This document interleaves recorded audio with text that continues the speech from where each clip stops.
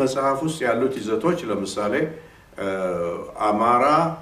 ከደቡብ አረቢያ እንደመጣ ይቆጠራል ከኦሮሞ ቀደም ብሎ ኦሮሞዎች ደግሞ ከእስያ ፈልሰው በማዳጋስካር በኩል አቋርጠው ወደ ኢትዮጵያ ገቡ ማለትም የዛሬ 500 600 ዓመት ገደማ ተብሎ ተጽፏል ከዚህ በፊት አንዳንድ የኦሮሞ ጻፊዎች ደግሞ አሁን አይ ብለው ትንሽ ገፍተውት ወደፊት ወደ 13ኛው መቶ ክፍለ ዘመን ላይ ነው የመጡት የሚሏሉ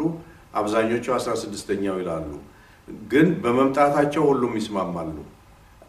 እኛ በዚህ በተገኘው ሰነድ ላይ ጀበል ኑባ በተገኘው ሰነድ ላይ ግን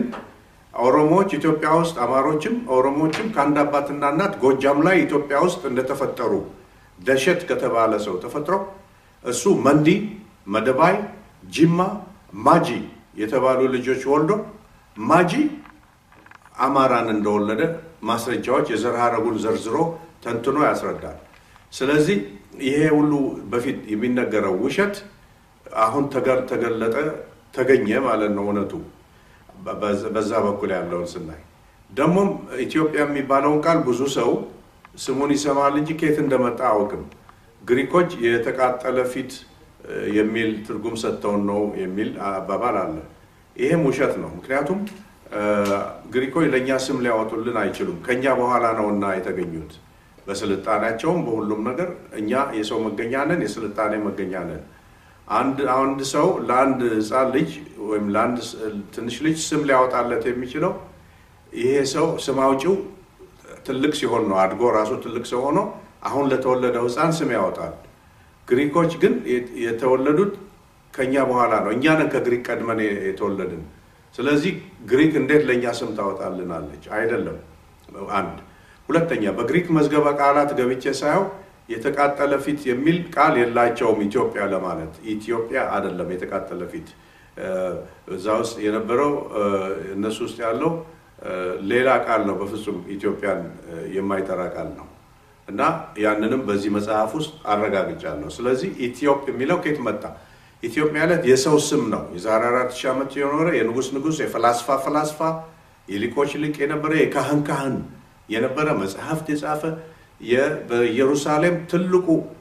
ንጉስ ነገስት የንጉስ የካህን የነበረው በመጽሐፍ ቅዱስ ውስጥ የተጠቀሰው የመልከጼዴቅ ልጅ ነው ኢትዮጵ እና አብርሃም ሄዶ ለመልከጼዴቅ ይሰግድ ነበር ትልቅ የሚባለው አብርሃም እና ይህ መልከጼዴቅ እንግዲህ የኢትዮጵ አባት ነው የኛም እንግዲህ አባት ነው ኢትዮጵያውያን ሁሉ ማለት ነው መልከጼዴቅ ትልቁ ሰው የካህን የንጉስ የሆነ ንጉሶች ከሶዶምና ጎሞራ በእስራኤል አካባቢ በዙሪያ ያሉ ሄደው የሚሰግዱለት የነበረ ሰው ትልቅ ሰው ነው የሱ ልጅ ነው እንግዲህ ኢትዮጵ አገሩ ሆኖ ስሙ ኢቲኤል ነበር ኢትዮጵያ መጥቶ ግን በተልኮ ነው የመጣው እግዚአብሔር አዞት የአባይን ወንዝ ተከትሎ ሄደ ጣና ላይ ሰፈርና እዛ ላይ ዮፕ የሚባለውን ቢጫ ወርቅ ኢትዮጵያ እኔ ከ2000 ዓመት በኋላ ሰውዬ ወለድ ይዘው ልጆች ይመጣሉ ልጆችም 12 ነገስታት ይሆናሉ ከ2000 ዓመት በኋላ በኢትዮጵያ ግዛት ላይ ስለዚህ ስምህ ዛ ኢትዮጵ ይባል ብሎ እግዚአብሔር ነግሮት በዚህ መሰረት መጥቶ ኢቲኤል የሚለውን ስሙን ኢትዮጵያ ላይ ሲሰፍር ኢትዮጵ አለ ኢትዮጵ ማለትም ቢጫ ወርቅ ስጦታ ለእግዚአብሔር ማለት ነው እና እንደተባለውም ከ2000 ዓመታት በኋላ የሱ ልጆች ተባስተው የኢትዮጵያን ጎሳ ሁሉ ወክለው ግማሹ ከጎጃም ግማሹ ከኦሮሞን ወክለው ለምሳሌ ኦሮሞን የወከለው መጋል ይባላል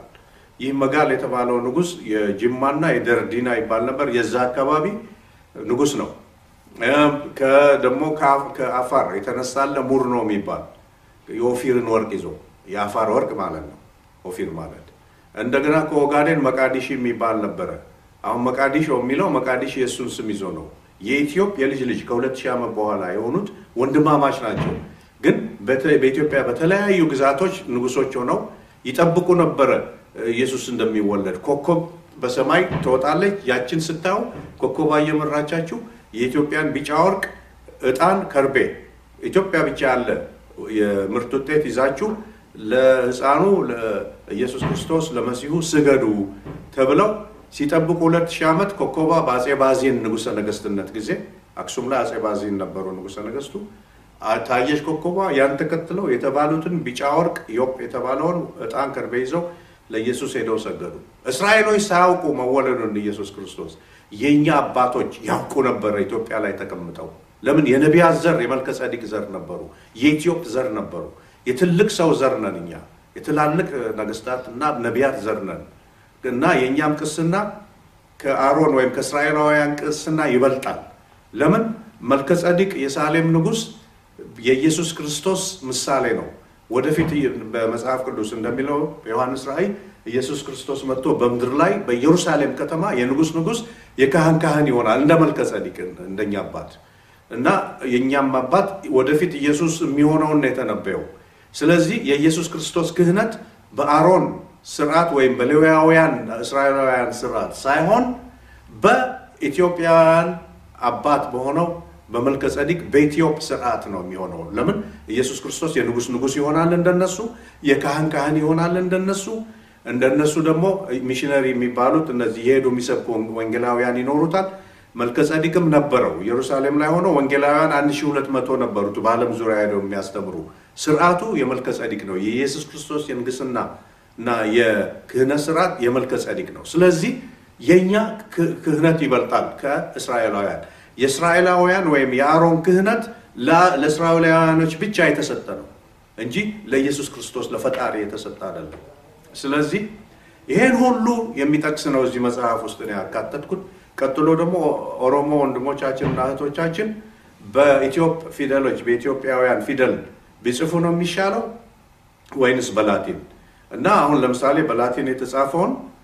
በኢትዮጵያ ፊደል ሳረጋውኔ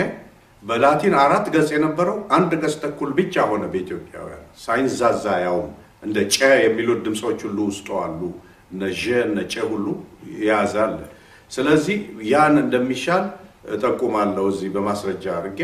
አንድ ሁለተኛ ደግሞ ከኢትዮጵያውያን እንዳይለዩ ኦሮሞ ወንድሞችና እህቶቻችን ከሌሎች ኢትዮጵያውያን ተለይተው ፈረንጅ መስለው እንዳይታዩ በኢትዮጵያ ምድር ላይ ይረዳል ሁሉም ሰው የሚያውቀው ፊደል ቢጠቀሙ እነዚህ ፊደል ደግሞ ብዙዎቹ እንደሚመስላቸው የአማራና የትግራይ አይደሉም ከነሱ ከአማራና ትግራይ መፈጠር በፊት የኢትዮጵያ ልጅ ራሱ ነው ዘግዱር ይባላል እሱ ነው ፊደሎችን የቀረጻቸውና ያስተካከላቸው እንጂ በምንም መንገድ ሌላ ሰው ወይንም አሁን ትናንትና የመጣ ሰው ያደረገው ነገር አይደለም ስለዚህ ይሄን ሁሉ በማጤንና በመገንዘብ ይሄንን ፊደል እኛ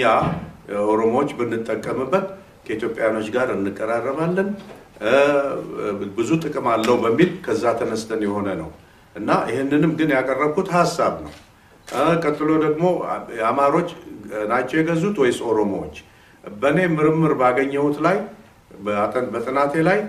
ባለፉት 700 ዓመታት ኦሮሞዎች ናቸው ኢትዮጵያን የገዙት ለምሳሌ ከማን ጀምር ከይኩኖ አምላክ የተባለው ከዛጉዌ መንግስት ነጥቆ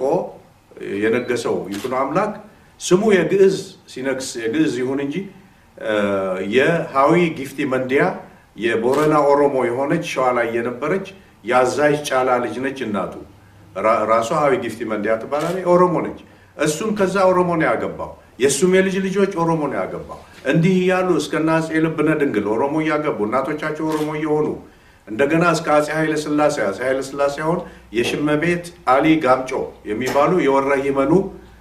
ኦሮሞ ናቸው እናታቸው ስለዚህ በታሪክ ባረኩት ሰነድ ምርምር ለ700 ዓመታት የገዛው ኦሮሞ ነው ኢትዮጵያ የኦሮሞ ዝርያ ያላቸው ሰዎች ናቸው ያማራ ይሄንን እድል አላገኙም ግን ማን ያነገሳቸው ኦሮሞዎችን ይኩኖ አምላክን ያነገሱት አማሮች ናቸው እዚህ ላይ ተዘርዝሯል ለመናቸውና ባቡነ ተክለ ሃይማኖት በተባሉ መለክሲ አማላጅነት ከዛጉዌ ላይ እንዲነት ከይትባረክ ከተባለው ከላሊበላ ልጅ ላይ ነጥቀው ስልጣንን አማሮች ተዋክተው ያነገሱት ኦሮሞን አማሮች ናቸው አማሮች ዙፋንን በደንብ ጠብቀዋል አገር ዳር ድንበር ጠብቀዋል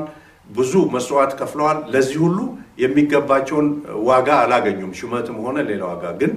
አማርኛ ቋንቋችሁ የብሔር ቋንቋ ይሁንላችሁ ተብሎ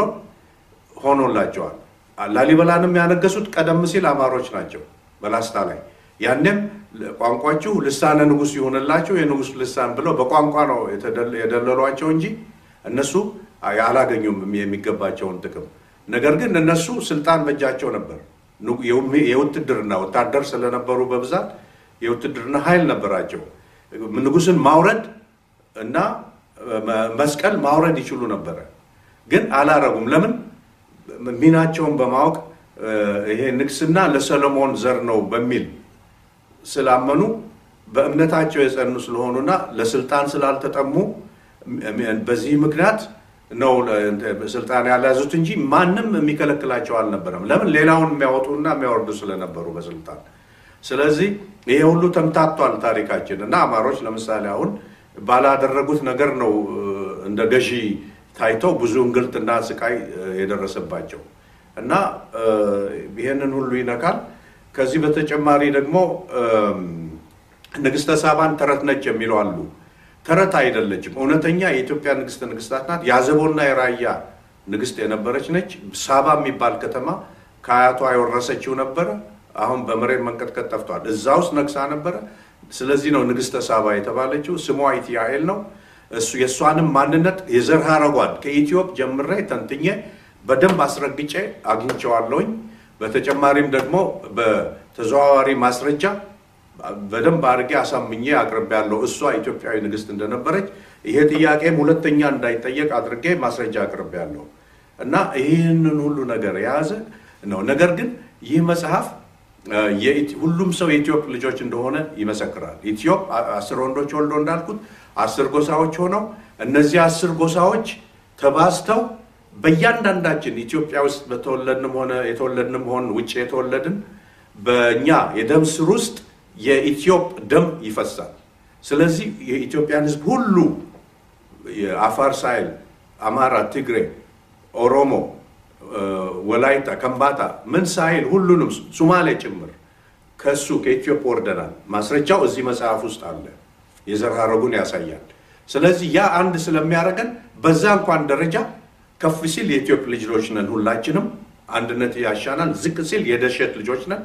ደሸት ማለት ደግሞ ያ ነብዩ ኦሮሞንና አማራን ያስገኘው ማለት ነው ስለዚህ በሁለቱም በኩል እኛ ኢትዮጵያውያን አንድ ህዝብ ነን አንድ አካል ነን አንድ አምሳል ነን አንድ ዘር ነን የቋንቋ ልዩነት ብቻ ነው ያለው የቋንቋ ልዩነት ደግሞ ወሳኝ አይደለም የዘር ነው የሚወስነው ለምሳሌ እኔ ጀርመን ሀገር ሄጄ አንድ ልጅ በወልድና በጀርመን ቋንቋ ቢናገር አሜሪካ ሄጄ ደግሞ በእንግሊዝኛ የሚናገር ልጅ በወልድ ያ በጀርመን ያ ልጅ በጀርመን ስለተናገረ ይሄኛው በእንግሊዝ ስለተናገረ ወንድማማች መሆናቸውን ይፍቀዋል አይፍቀው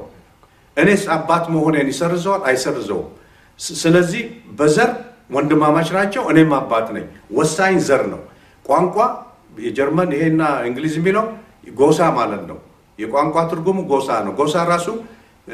ቋንቋ ማለት ነው ንግግር ማለት ነው ትርጉሙ በግዕዝ ቃል ነው አገሳ የሚለው ከዚህ ነው አወጣ ከውስጥ አፈለቀ ማለት ነው ስለዚህ ጎሳ ንግግር ነው ዋና ወሳኝ አይደለም ብዙ ጎሳዎች ንግግሮች ቋንቋዎች አሉ ኢትዮጵያ በዘር ግን አንድ ነው አሁን በልጆች ምሳሌ እንደሰጠሁት ስለዚህ ይሄናው ቀን ኢትዮጵያውያን በፍቅር በሰላም በአንድነት መኖር ይገባናል የሚል ነው መልእክቴ በዚህ መጽሐፍ ውስጥ ያለው መልእክቴ ነው